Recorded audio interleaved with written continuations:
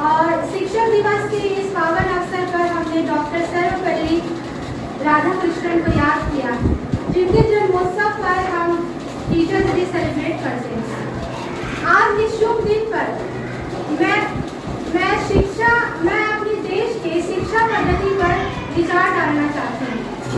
दोस्तों, क्या आप लोगों को ऐसा नहीं लगता है कि भारत के सभी लोग डिग्री लेने के एक रेस में दौड़ लगा रहे हैं?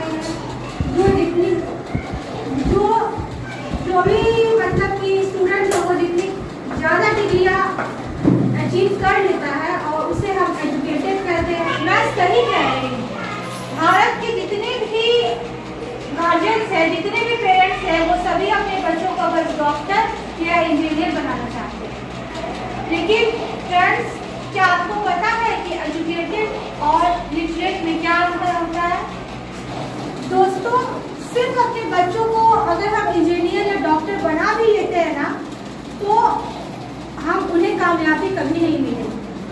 और अगर उन्हें पैसे कमाने के लायक, जिसे आप कामयाबी कहते हैं ना, मैं उस पोजीशन को कामयाब नहीं कहती कि सिर्फ हम मतलब कि सैलरी उठाने लायक बन गए, 30,000, 40,000, 60,000, 70,000, बस इस लायक बन गए हैं कि हम कुछ पैसे कमा सकते हैं। तो ऐसे स्टेज को ना कामयाब नहीं कहा जा सकता। मेरे अकॉर्डिंग तो ये कामयाब बिल्कुल भी नहीं है। दोस्तों, हम भारत के हैं और मैं आप लोगों को बताना चाहती हूँ कि भारत में शिक्षा से बढ़ के भी विद्या होती है।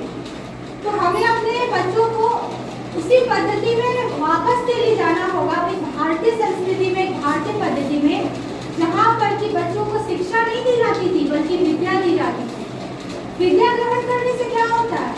विद्या ग्रहण करने से वो जो स्टूडेंट होता है, एक विद्यार्थी होता है, वो स्वयं को तो कुछ रख ही सकता है, बल्कि एक खुशहाल समाज का वो निर्माता भी होता है। हम पैसा भी कमाएंगे, स्वयं को खुश भी रख सकते हैं और हम अपने समाज के लिए भी कुछ भलाई कर सकते हैं, समाज को भी खुश रख सकते हैं। यह बहुत जरूरी है दोस्तों, ठीक है? डॉक्टर्स तो बहुत बढ़ रहे हैं, लेकिन ट्रीटमेंट अच्छा नहीं मिल रहा है पेशेंट्स को। क्यों? क्योंकि मनुष्यता गायब हो गई है।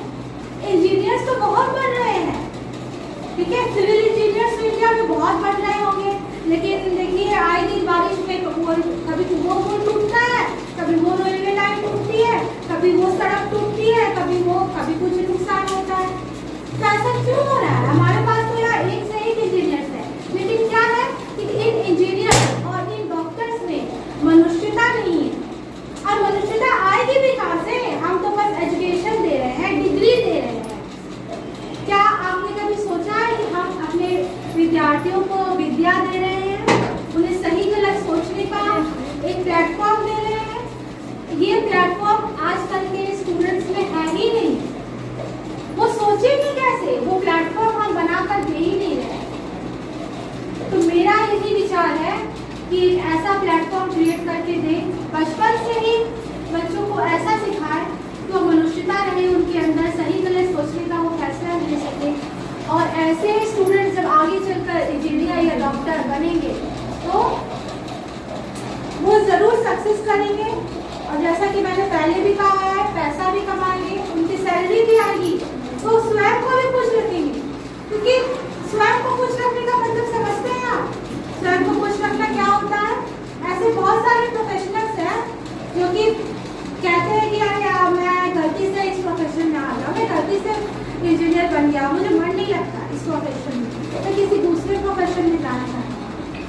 मैं गलती से बन गई हूँ डॉक्टर, या मैं गलती से रेलवे का जॉब कर रहा हूँ, मुझे इस प्रोफेशन में नहीं आना था, मुझे सरकारी नौकरी नहीं करनी थी, मुझे प्राइवेट नौकरी नहीं करनी थी। हम तो गलती से आ गए, हम तो कुछ और चाहते हैं अपनी लाइफ में, अपने हॉबीज़ को, अपने स्किल को डेवलप करना चाहते हैं, नाम कमाना चाहते हैं।